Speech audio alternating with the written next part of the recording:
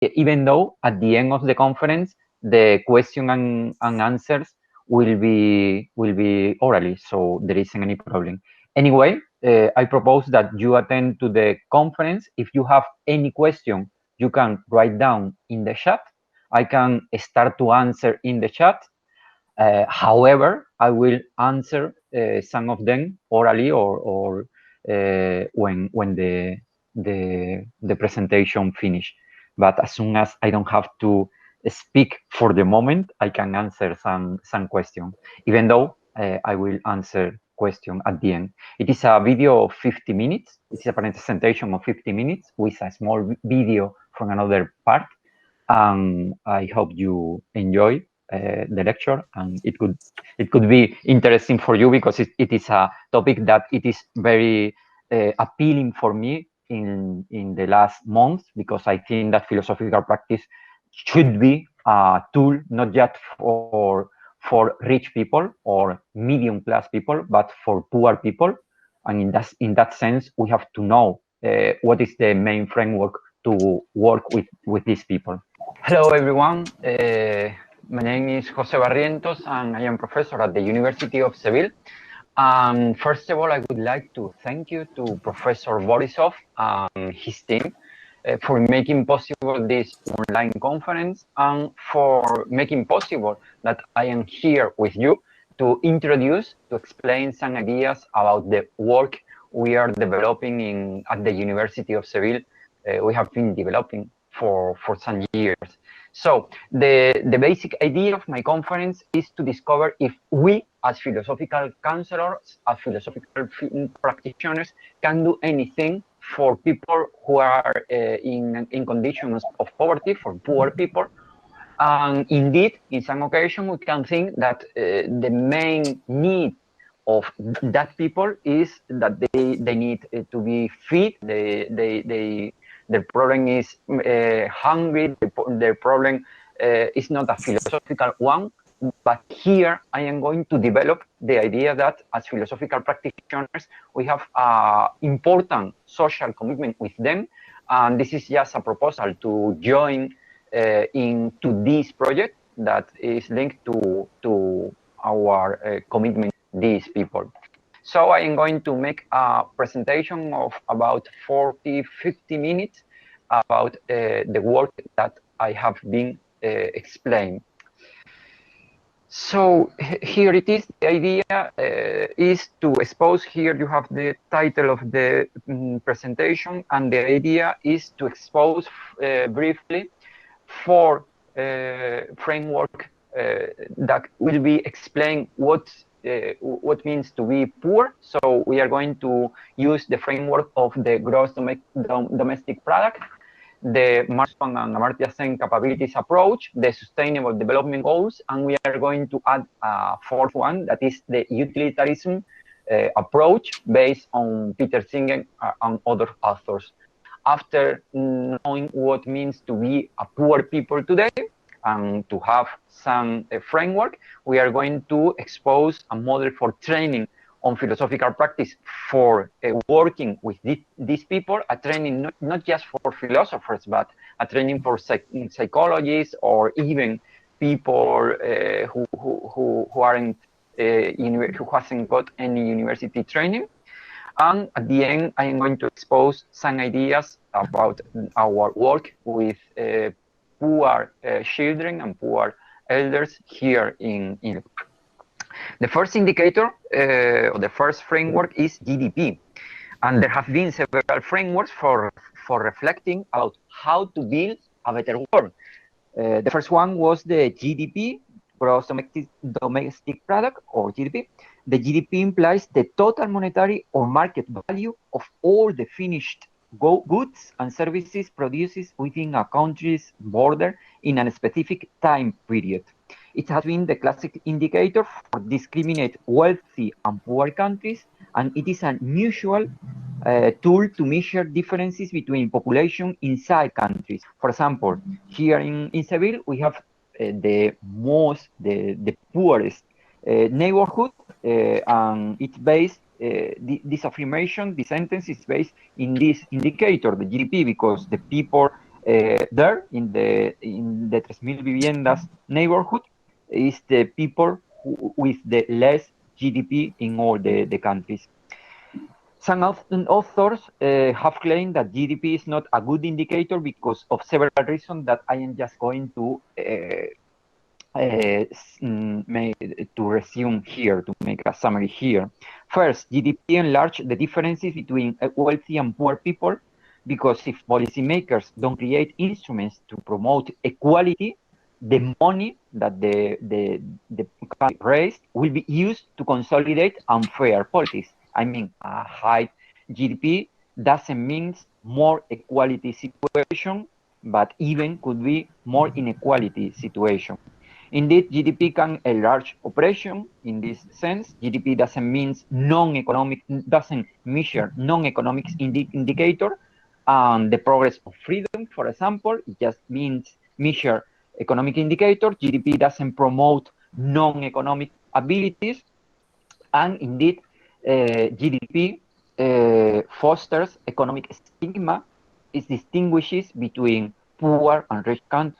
GDPs create paternalistic relationship with poor people. Why? Because normally the wealthy countries are going to give them money, but they are not going to improve their abilities in critical thinking or rule their passions and the like.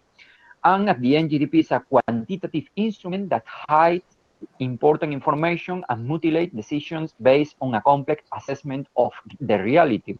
And Nussbaum has said that in some occasions when a court needs to defend some idea, it doesn't defend that idea just on economic indicator, but they defend or they explore some books, they explore the constitutional text, they explore the precedent of the court itself and other relevant historical and social materials. So, to sum up, for example, GDP doesn't promote critical thinking. This is the main, one of the main problems. There is another framework that is Martha Nussbaum on Amartya Sen capabilities approach, and they have deployed a new framework based on capabilities and freedom. They state that countries must provide citizens the skills to be free. People need to satisfy some material needs, food, health, and the like, to be, and money is relevant to meet them. However, this is not enough because a rich man can be a slave or their ideologies, and if he or she cannot study critical thinking, he is not going to be free even he has a lot of money.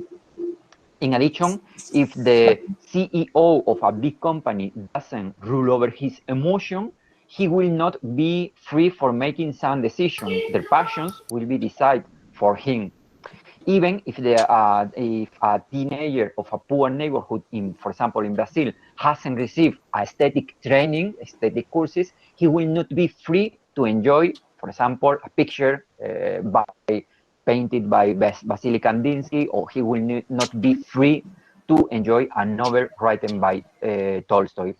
To sum up, the capability approach is a theoretical framework that entails two core normative claims. First, the claim that the freedom to achieve well-being is of primary moral importance. And second, that freedom to achieve well-being is to be understood in terms of people capability. That is, the real opportunities to do and be what they have reason to value.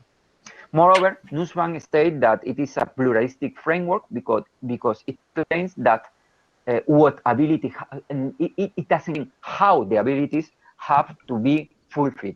And here you can see the Nussbaum capabilities, the capabilities she expects that people develop. But as we have said, she doesn't say how countries have to fulfill those capabilities, and this is a way of promoting freedom in her framework. Okay. This framework proposed several indicators to be worked in philosophical practice. And anyway, we are going to talk about it in the next section. But here you can see that this framework is promoting work against stigmatization, or a work that is going to develop rational thinking. Anyway, we have another model that is the utilitarianism model. The previous model could be very objective. I mean, it can force people to get some needs and abilities that people couldn't be interested. And this is one problem. It is not a subjective framework. Therefore, that model, the model of Martha Nussbaum and Amartya Sen, has been criticized because it could impose some Western ideas to people. Since utilitarianism based on preference asks people about their needs and preference, that risk is avoided.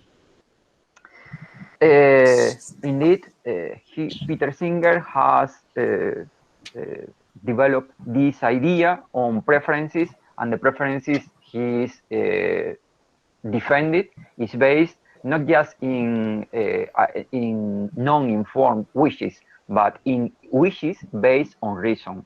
The point for Peter Singer is not the unreflective body wishes, but what reason says it is better for me and to the other non-human person. And this is important. It's an informed wishes, what Peter Singer says we have to look for in order to develop behavior. The last framework is the Sustainable Development Goals. That is a framework created by the United Nations and has established a more pluralistic proposal for getting a better world. And we are going to see a brief video to that summary the ideas of we want to develop here. And then we're going to go back.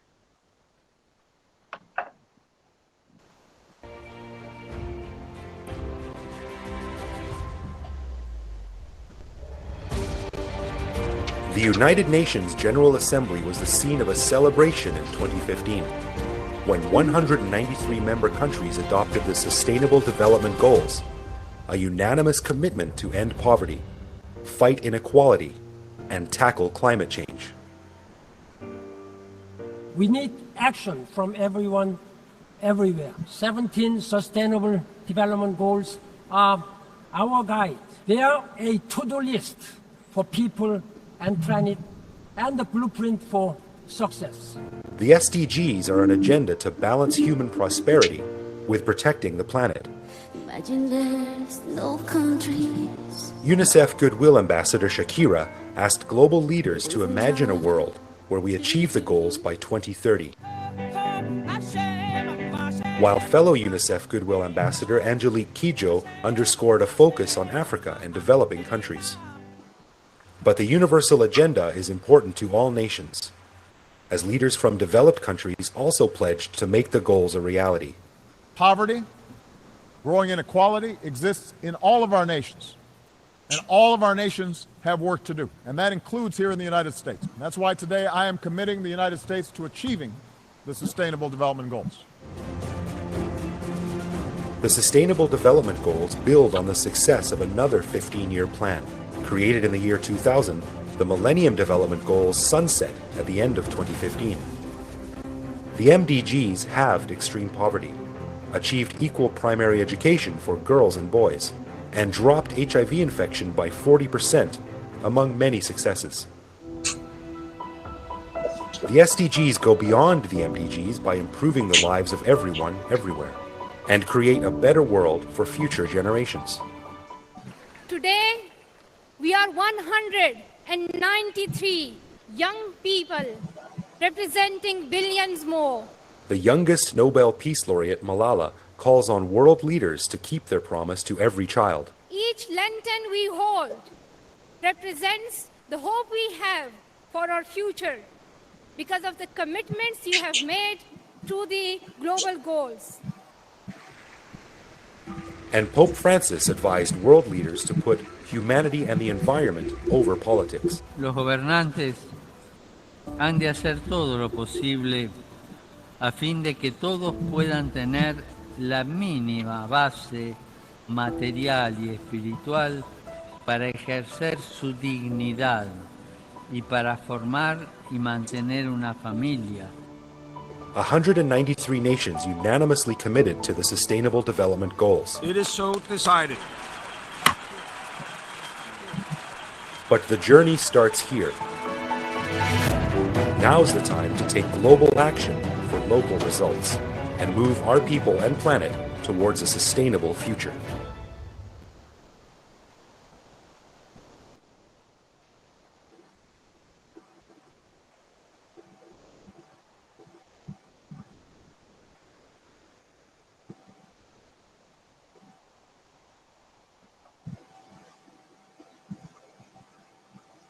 Okay, we have our 4 models: utilitarianism based on preferences, Martha Nussbaum based on freedom and capabilities.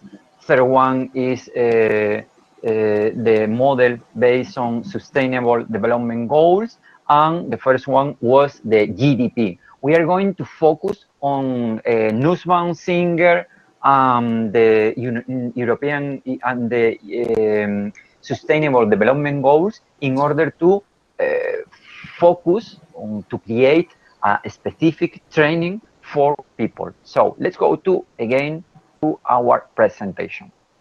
Our aim in a course or a training on a philosophical practice connected to GDS capabilities and utilitarianism models.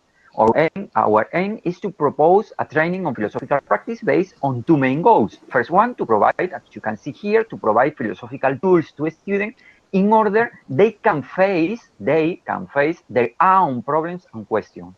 Students here can be people at risk of social exclusion, or just be philosophers, social workers, teachers, and professionals committed with the poverty problems. And the second goal is to prepare those people to train other people at risk of social exclusion in order the project go viral, because each course followed by 15 students launch the possibility to build 15 new teachers, as we are going to see. The first stage will be the student stage, the junior teacher stage, and the senior teacher stage that are going to be explained now.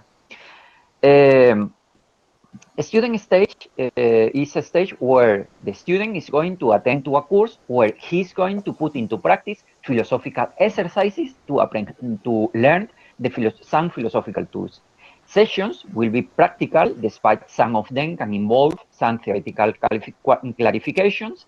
And this phase, this is important, is focused on the personal life and the progress of the student. The formal way to develop the course is this stage is a kind of research action project. That means that the student is going to work with 2 profiles. First one is a student. He has to perform the exercise by and on himself as a traditional student, and he has to carry out some practice, some exercise to feel and activate all the philosophical exercise inside his life. The second profile is researcher, because at the same time, he is the guinea pig of a philosophical experiment that expects his own transformation, expects the transformation of the student, so that the student will fulfill and some initial and final questionnaires. In addition, he's going to work on a weekly notebook. He's going to write his reflection on his progress. The junior stage is another one, and after attending the course, the student is going to deploy the lesson and practice he has received. I mean, he turns into a junior teacher that is supervised, obviously, by a senior teacher. Now it is time that the student learns by means of teaching. Remember that teaching is an opportunity to learn by means of the experience of preparing and implementing theory and practice. The first phase was based in personal life, and here the heart is the relation I-you. The student will write another notebook that is going to be revised with his supervisor. The third stage is where the junior teacher becomes an expert, and he's not going to need the assistance of the professor. He deploys his or her own way of teaching. This stage is going to be focused now in the other, not just in me or the relation I-you, but in the other. What are the contents of this course? Here you have some photos of our work. For example, here in a Mexican prison, and here we have more photos in a Brazilian prison. What are the contents here now, the contents of the course? The practical contents of the course are based on 3 spheres too. I or me, you or the other, and society or social commitment. Each one will train philosophical tools. Those tools are rooted on 3 spirits. 1, specific sustainable development goals. 2, specific capabilities, the model of Martin Nussbaum. 3, utilitarianism approach. And we are going to explore other philosophical theories in some occasion. So here you have the first stage that is based in an idea of Jack Young that have write a very interesting book where he has explained that we live in a bulimic society.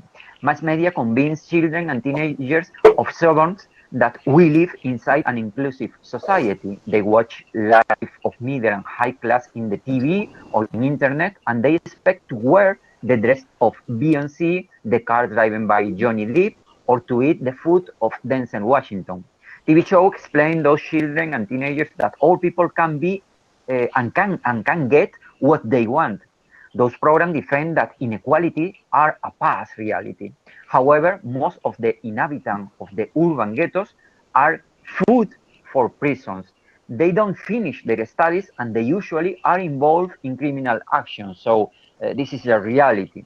Therefore, first of all, they are included to create economical desires in these children and teenagers, but after that, they are excluded or thrown up to prison when they try to get that way of life and they don't get it. So they are introduced in a criminal way and they move to prisons. The problem is that they don't build a personal identity, these children and kids, teenagers, but they live a life that society proposed for impoverished people. Society forbids that they enter in the middle high social class by keeping social barriers. Indeed, these people haven't got, these children haven't got any model in their families because their parents are drug addicts, inmates, suffer alcoholism, or even they are raised in a social institution without parents. Therefore, those children are confused. In fact, their identities can be created as a reaction to the middle high class when they enter in the criminal world as boys of the gangs of streets. Sometimes gangs are the unique place where they receive recognition, and that situation shapes an identity based on violence. After excluding these teenagers, society stigmatizes his life with tags that links violence and poverty. For example, in some situation, society links black people with rapists, or in some situation, the situation is that female, when go to prisons, are rejected by their families because the ideology of the system says that women couldn't be a violent person. So society rejected them. And this is a reason because Jack Young have talked about a bulimic society. First of all, they include these children in order they become consumers, and after that they reject those one because they don't have money to pay those wishes. What is the relationship with some GDS? The GDS 3, as you can see here, aims to ensure a healthy life and promote well-being for all at all ages, and one of its targets is strengthen the prevention of treatment of substance abuse, including narcotic drug abuse and harmful use of alcohol. Alcohol and drugs are ways to run away from the confusion of identity, from problems in families and other severe and personal situations generated in poor countries and ghettos. And this is a reason because of the problem here is we need to develop some workshop based on identity to help people to develop this identity. But indeed, Martin Nussbaum seeks capability was practical reason that is able to form definition is able to form a conception of the good and critical reflect on it. Indeed, Peter Singer has proposed to get the vision from above, the vision based on rationality to build our decision. And here you can see that we need some critical thinking skills. These children and teenagers need some critical thinking skills in order to prevent that they move to the criminal way of life. Critical thinking like this one, no? Conceptualize, problematize, to train, to discover fallacy, to develop self-criticism, or to distinguish between instrumental and critical thinking. Indeed, the goal 5 of the GDS foster to achieve gender equality and empower all human women and girls, and it involves all forms of discrimination. So to develop critical thinking is a way to help these people to prevent against this gender inequality. And this connect, as you can read here, to another targets. Indeed, Martha Nussbaum affiliation capability is defined as to be able to have self-respect and not to be humiliated by others, that is, being treated with dignity and equal worth. This entails, at the very least, protection of being discriminated on the basis of race, sex, sexuality, religion, caste, ethnicity, and nationality.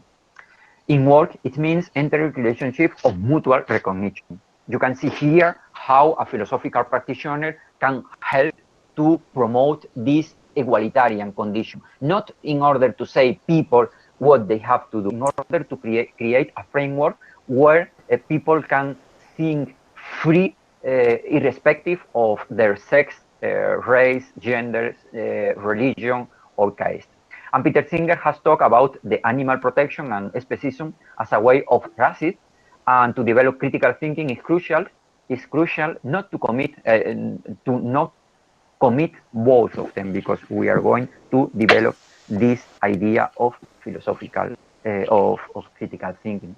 We can develop some workshops. I don't have time to talk about it, but I can send you the workshop if you are interested in it. You can write me to my email, or we can talk about it after this lecture. Here is the workshop, what would I be? And we have another workshop we have developed several people. We said that one of the goals of the me stage is critical thinking, but the other one is to rule over our passions. And you can see that the first goal of the SDG, the development goals, expect to end poverty in all its forms everywhere. That aspiration needs to develop resilience of the poor and those in vulnerable situations, and reduce their exposure and vulnerability to climate-related extreme events and other economic, social, and environmental shocks. So here, the resilience is very important, and rule over patients is related to it. And Nussbaum pushed to the ability to have pleasurable experience and avoid unnecessary pain, and to be able to have attachment to things outside of ourselves, and this includes being able to love others and the like. And it is important that Nussbaum said that we have to avoid unnecessary pain. If we rule over our patients, we are going to promote this way of avoiding unnecessary pain. Indeed, Peter Singer is essential, to rule over our patient is essential to not to be ruled by capricious wishes, but to behave according to rational tenets, principles, as Peter Singer claimed. So philosophy rendered this training particularly, it wants to rule over the patients in order to get an autonomous life, and we have been working on this issue with several practical exercises in some prisons in Brazil, Mexico, and Spain, and this is part of the BOECIO project that we are explaining in a panel that we are going to explain after this lecture. The second stage of our training is the other stage. and several SDG goals cultivate the relation with the other and the inclusion. For example, the target 5.3 suggests to eliminate all harmful practices such as child early and forced marriage and female genital mutilation. Target 10.2 expect to empower and promote the social, economic, and political inclusion of all, irrespective of age, sex, disability, race, ethnicity, origin, religion, or economic other status. And the 17th Sustainable Development Goals promote the partnership for all the goals. Nussbaum claims to help people to be able to have concern for and live with other animals, plants, and the environmental at large. She adds, we should be able to live with and show concerns for others, empathize with and show compassion for others, and the capability of justice and friendship. You can read here. Institutions help develop and protect forms of affiliation. Peter Singer has said that in order to be good people, we must give until if we gave more, we would be sacrificing something nearly as important as the bad things our donation can prevent. That is an important principle given by Peter Singer. How can we work with the other? This stage entails two tasks. First one, to enlarge the capacities to see, to feel, and to understand the other, people, animals, and situations in a deep way. And second, the goal is to promote communicational actions, Habermas, and skills by means of the interpersonal recognition. The first demand has been developed by personalism. For example, Martin Buber has explained that the building of the I, of our identity, the ego, requires the I-you relation. Primary words, because primary words are spoken from the being. It is not enough that we relate with the other as things, as stuff, as a I-it relationship. Through the you among, because you amongst becomes I. Emmanuel Levinas have stressed this idea, and Axel Honneth, the former director of the Frankfurt School, has said that a person who doesn't recognize the other in interaction as a certain type of person cannot fully experience himself as a person either. Only if both individuals are reciprocally affirmed by their counterparts, the other person, can they arrive in a complementary way to a self-understanding of themselves as a self, an ego, constitute as an individual and acting autonomously. According to Honneth, the other person opens up possibilities in ourselves that make us bigger. Therefore, when, for example, we listen the song of a singer who is, we are bigger because we understand music. A painter helps us to understand small parts of the reality hidden to our eyes, or a mystic can enlarge the life of an agnostic by taking him to a transcendental level. So the other is a way to open up our vision. Our proposal, therefore, is to allow participants to travel by interpersonal experience in our workshops. The activity will expand their life, as we have said, and in this sense, it is important that we talk about Jürgen Habermas and his theory of communicative action, because for him, Habermas described two kinds of action: strategic and communicative action. Strategic action looks for egoistic purposes, so that people in strategic action talks to others to get their own goals, irrespective for the objectives, the goals of the other. Therefore, the other turns into an object to be used strategically for the benefit of the I. Conversely, the aspiration of communicative action is to keep the relation with the other without thinking in the benefits the other part is going to give me. It is similar to the idea of friendship in ancient Greek philosophy. So here you have a definition of communicative action. For example, here the second one, or the first one, Habermas said that by communicative action, I understand a symbolically mediatic interaction. It is oriented by intersubjectivity, by norms. Those norms define reciprocal expectation of behavior, and they will be recognized by at least two subjects. Try cooperatively to tune into their action plans on the horizon of a life work and on the basis of a common interpretation of the situation. In addition, the people who are in the communicative action are willing to achieve an indirect end, such as the definition of a common situation of the turning of ends. This is accomplished by keeping the role of speakers and listeners trying to understand each other all the time. This is the idea that here, if we promote communicative action, the people are going to try to understand each other all the time. This is the important. We have performed some philosophical workshops in prison and poor areas. One of the first difficulties were personal conflicts with others here in prisons, poor areas, because the inhabitants understand their life inside strategic performance. For example, kids in the street and inmates have lived in environments with a basic principle, that is your life or my life. They couldn't trust their families. They have been betrayed by their beloved ones, and in general, life has failed them. Therefore, it is very complicated for them to recover the trust and create a new community.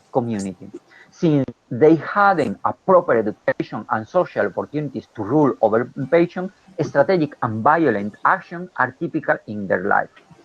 Therefore, they are a slave or hidden forces and manipulation, because if you know that strategic actions are important for them, you can use the strategic actions in order to manipulate them. And this is what the criminal world are going to do. The second, therefore, the idea here is to develop two goals, as we said: to enlarge our capacities to see and understand deeply the other, and to promote communicational action and skills by means of the interpersonal recognition. First one demands to put yourself in the shoes of the other. Notice that it hasn't been proposed a course to learn concrete values, but participants are going to strengthen some philosophical, analytical, and personal abilities to put into the shoes of the other. Particular exercise addresses indirect experience. Imagine, for example, we can talk about an exercise. Imagine, you can read it, that a teenager is in a correctional institution or prison serving a sentence for robbery, or because he did something. We have proposed to that inmate to write the whole history from the point of view of a journalist. After that, he has to analyze his report from the point of view of the victim, and the session led participants to amplify his point of view. The goal is not psychological one, but an epistemological one, because it purports, one, to amplify the restricted and subjective point of view, and second, to be a meta-analysis of each vision without criticize in a moral way of them to create a moral hierarchy. On the contrary, we want to get a view deeper and widest view of the fact. Workshops promoting communicative actions explore how to create a new friendship. For example, another workshop is about the idea to propose participants to arrange a new friend as an exercise and to ask them for ways of achieving the communicative features Habermas proposed. Sessions are based on specific trainings to improve those abilities. For example, to work on smiling or looking at their eyes, and on dialoguing with philosophical groups about the difficulties of their past. Notice that workshops are focused in two intentions. First, to get an experiential knowledge about what means friendship, how can a friendship is get, and the like, and second, to give the opportunity to the person, to the inmate, to the teenager, to move from strategic to a communicative action. The second target is achieved in a lateral way. I mean, if I propose an inmate to make a new friend, he can reject the proposal, but he will be open to that activity if I say that this is an strategy to understand something philosophically. Okay, the third stage, the final stage, is the social compromise, and we are based on the quotation by Ortega said, I am I and my circumstances, and here, if I don't save them, my circumstances, I will not save them. And it is important to develop social compromise in the SDG, in the development goals. The fourth one said, ensure inclusive and equitative quality education and promote lifelong learning opportunities by 2030. Ensure that all girls and boys complete free, equitable, and quality primary and secondary school, leading to relevant and effective learning. So it is important that we can use our course in order that people give some lessons, some education, in order they can get these outcomes. The 16th goal urged to promote peaceful and inclusive society for sustainable development goal, sustainable development, provide access to justice for all, and build effective, accountable, and inclusive institutions at all. Its seventh target encouraged to ensure responsible, inclusive, participatory, and representative decision-making at all levels. Nussbaum claims to be able to help people to be able to effectively participate in the political life, which includes having the right to free speech and association.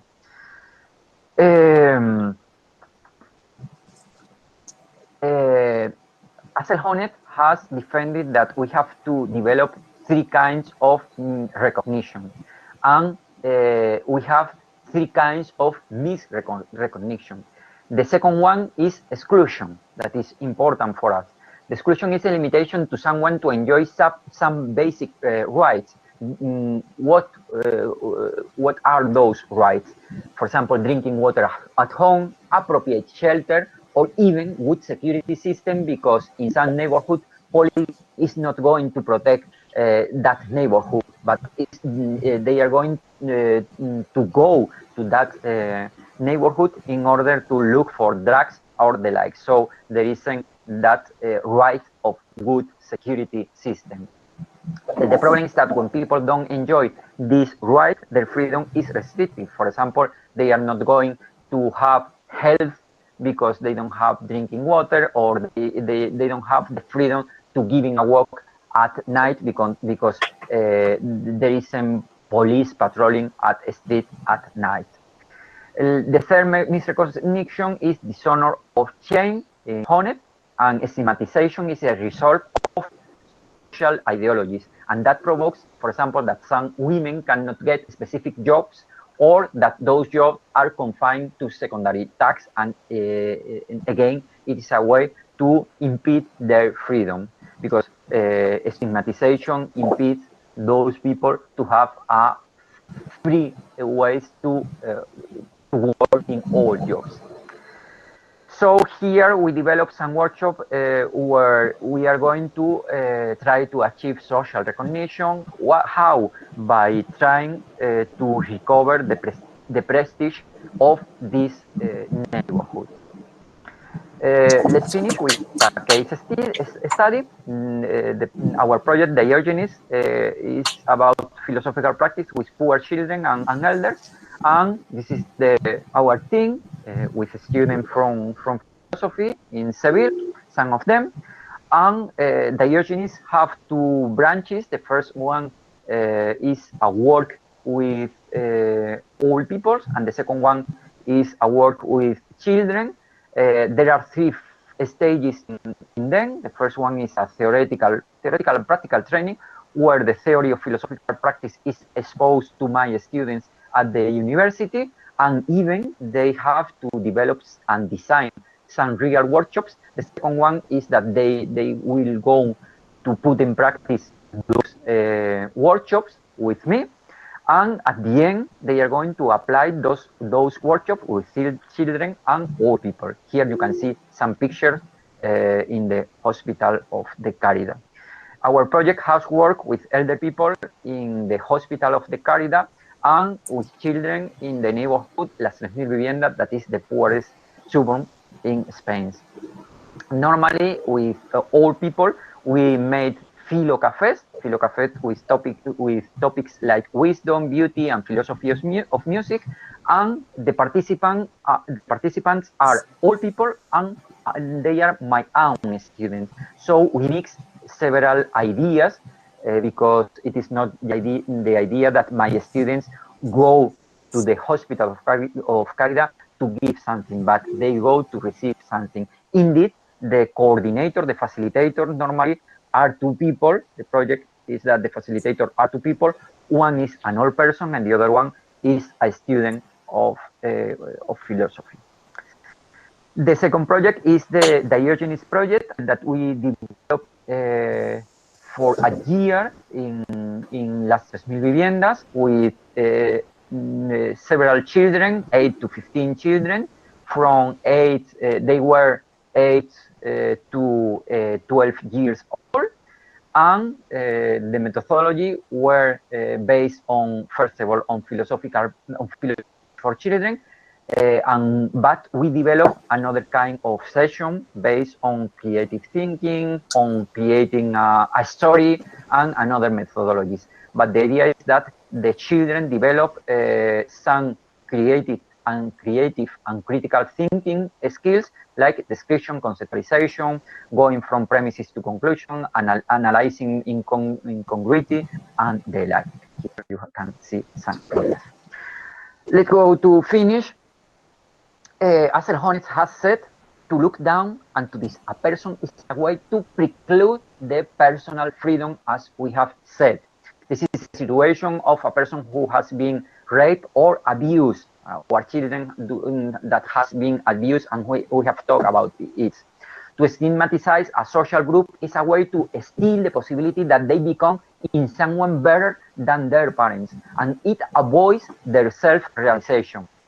If mass media promotes the ideology that people from suburbs live there because they are genetically violent or the black person are genetically less intelligent than white ones, they are sentencing, the mass media are sentencing that people to be considered essentially thieves, rapists, and killers.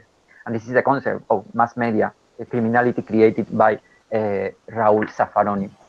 This is not just a limitation for poor people, but it is a tool for control all the society, even us. As Foucault has explained, prison instrument to control killers and burglars when these killers and burglars are threatened with phrases such as, "If you don't do it, you will finish in prison." But remember that the same threat is pointed out by parents facing the misbehavior of his children or the boss in front of his employees. They say, if you are going to do this misbehavior, you are going to finish your life in prison. So, as I said, this is a way of control all the society. Prison is a way of control all the society, of limiting our freedom. And this ideology is a way of limiting our freedom. As Jones has said that misrecognition is bad because he lost opportunity, people lost opportunity to enlarge their own freedom.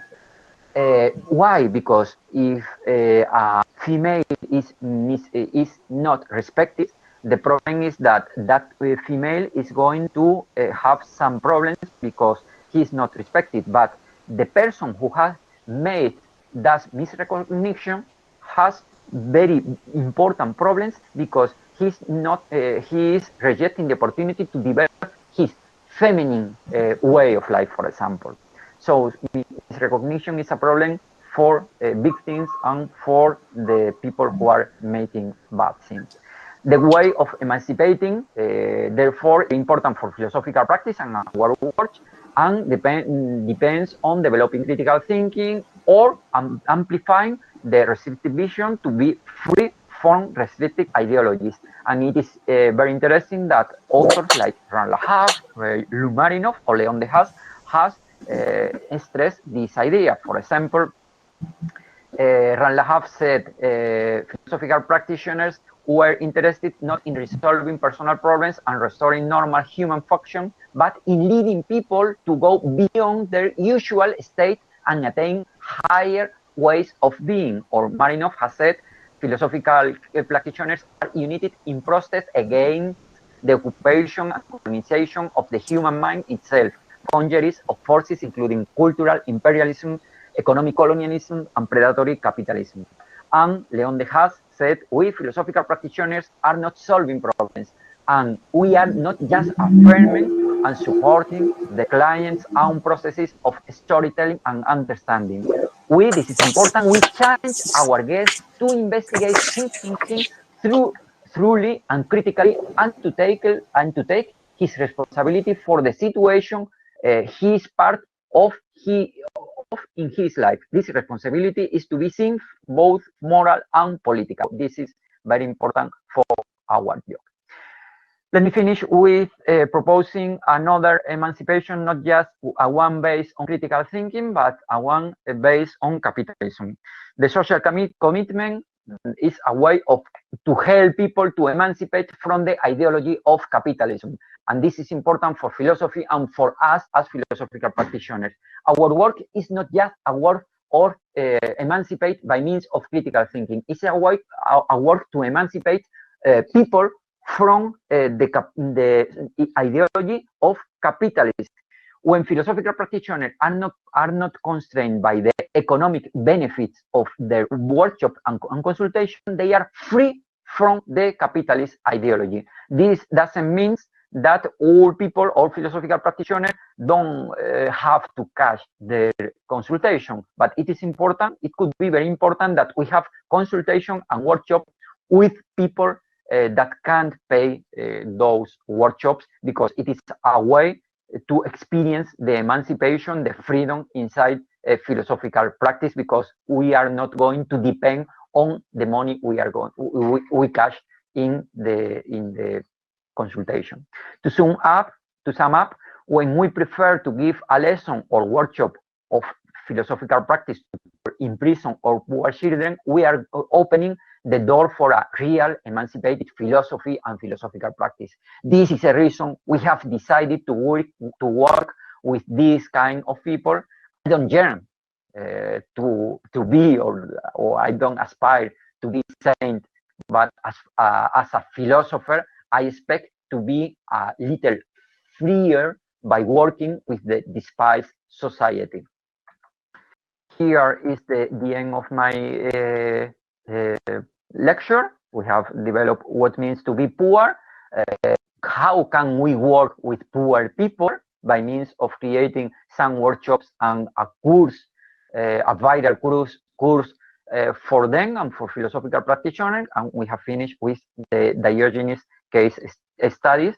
And thank you very much. I am now opening for all the question you have, and I am open to all your ideas. Thank you very much. Well, if there is no questions, I want to congratulate your excellent work. Thank you very much for your presentation. I think philosophical practice needs these examples, research, experimentation, development in academy, in institutions. So congratulations. Thank you very much, Pepe Barrientos. Thank you very much, Jorge. I think that when we started in philosophical practice working with poor people, in some occasion we said, okay, let's go to make workshops in a place. But then I discovered that this is more complicated, because if you want to have some success inside the society, you have to work inside ONG and inside another project. And what is important for us is that the general framework needs our skills. for example, they need a lot of critical thinking, but normally the person who are skilled, who knows a lot of critical thinking are we. And where are we? We are making some workshops on philosophical practice, but the point is the people that in some occasion we don't make projects with the European Union and the like. So I think we have to move to the general framework and not to stay just with other philosophers. We have to give our philosophy to psychologists and the other person. And here, Donata Romisi said, "Thank you for your valuable work, Pepe. Did you receive feedback from the people you work with? What did they say about their experience?" Yes, this conference, it is just like a framework in in the work with poor people. But this evening, we are going to explain more specifically the project in prisons. And in prison, we have had a lot of feedback, quantitative and qualitative feedback. Yesterday, I talked about it. With the results, for example, improving their cognitive, affective, and reflective dimensions, and in qualitative sense, by means of, for example, in prison, people who discover, as Lydia said this morning, a meaning in their life. And this is very important because they said, okay, life is not so bad, so I am not going to suicide. And we discovered that a lot of people decided not to suicide. Or for example, in Brazil, we are working in a prison in Brazil, and a policeman at the beginning weren't interested in our job, and after some months, they decided that inmates are discovering some important things in their life. And another thing, the associations are very interested in our job. The problem is that in some occasions we don't go to that association. When I explain that we are working with critical thinking to some people from those associations, they propose some activities. So the point is, let's go to those associations because they don't know what we are doing. They think that philosophy is to be in the ivory tower. So the idea is that we have to go away from the ivory tower in order that they know what we are doing. So it is important to be here in a conference on philosophical practice, but it is important to go to a conference of people, of social workers who are working in prison or who are working with children. And I think that it is very important, and it's not normally in philosophical practice and with us. No? Leon said, can you say that philosophical practice to be socially useful and effective should be embedded in existing social practices and institutions? I can say that thing, but critically. I mean, I am not trying to normalize people. I am not trying that when we work in prisons, all the prison don't say nothing. The point is that they discover that, for example, they have rights that they didn't know they have. I mean, some people don't know that they have the right, for example, to have water in the taps in prison. And this is a right.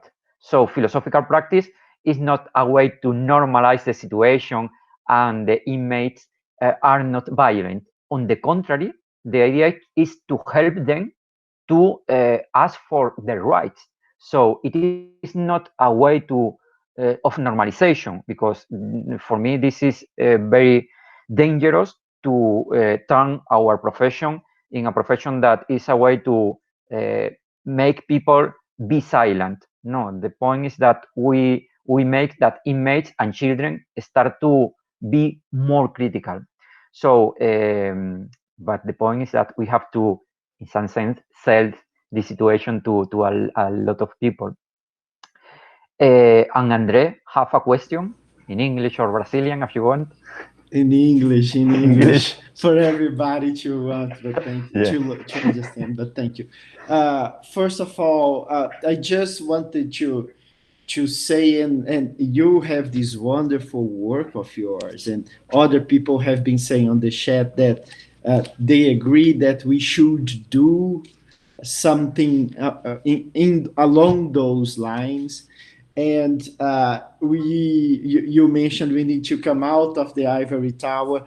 I think through your work as a basis to start the conversation, it would be wonderful for some of us to get together and actually start really developing things together. For example, I have been working, developing some work in the 10 largest Brazilian favelas, the 10 largest Brazilian slums have very interestingly come together, and they came to my institution and asked for our help to help them structure their coming together, and we are working precisely with dealing with social exclusion.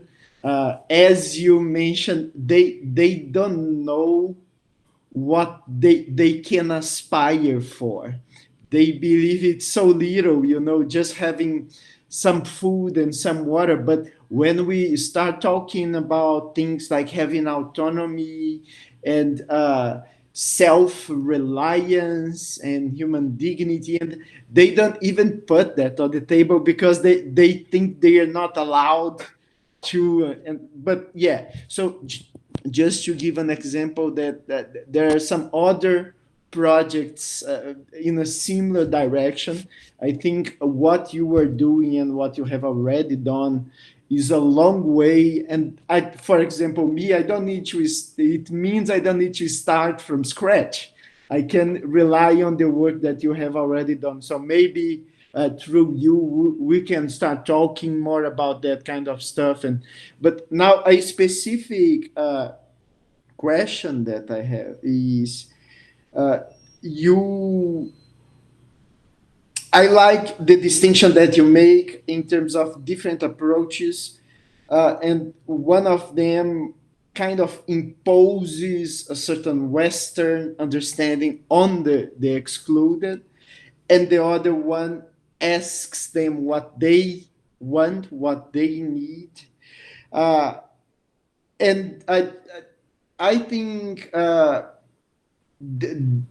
a mix of them actually not imposing, but relying on some work that have already been done, as you have done. You mentioned a few philosophers, but when we ask them, there is still some work to be done of interpretation. For example, there's a difference between what they want or what they think they want and what they genuinely want to achieve or what they need. And there are issues of language, like they live in a different world. If you mentioned your training in the beginning of your method, but I wonder how to bridge the gap between our way of presenting these ideas and their everyday language. And sorry to be so long in the exposure, but yeah. I agree with you. We have to differentiate between extreme poverty and another poverty. And in extreme poverty, people need food, shelter, and the like. But we have to recognize that this is not enough. If we give these people this thing, they are going to be a lot of inequalities between people. And in order that people move on their situation, they have to develop their own identities. They have to break the ideologies of the place. It is not a way just to ask for them, what do you need? Why? Because if they are inside some ideologies, they are not going to ask something that it is very important. So it is a way to Yeah. give them some capabilities in order they answer by themselves. What do you need? But what do you need? Not the question is what do you need, but not what your society needs. And this is a way of working on critical thinking, on working about what is a presupposition, on working about what is an ideology, in order that the people have these people have their own identity, and in order that they discover that in some occasion maybe it's not so important to eat than to defend some ideas. So it is a way of doing it. But the important thing is that we have a lot of to do. The idea is to improve, to amplify the idea of a philosophical practice for these people. And the idea of this course is a real idea that I am going to introduce in my university. And as you can see, it's an idea that have 3 stages. First stage, the students are going to learn, but this is not the last step of the course. That is normal. The last step is that you have a social commitment. So as we said yesterday with Donata in the panel, the idea is that the students have more than ideas. They transform themselves. They have some social commitments, and I think that this is this is very important for our students in university or in schools. This is a reason because it has 3 stages: the I stage, the interrelational stage, and the social commitment stage. Thank you so much, colleagues. Thank you, Pepe, for your lecture. I hope this conversation will continue. That's on the panel discussion, philosophical praxis in person. And thank you very much. If we wanted come on time and next event, we will finish. Thank you. Thank you. Bye.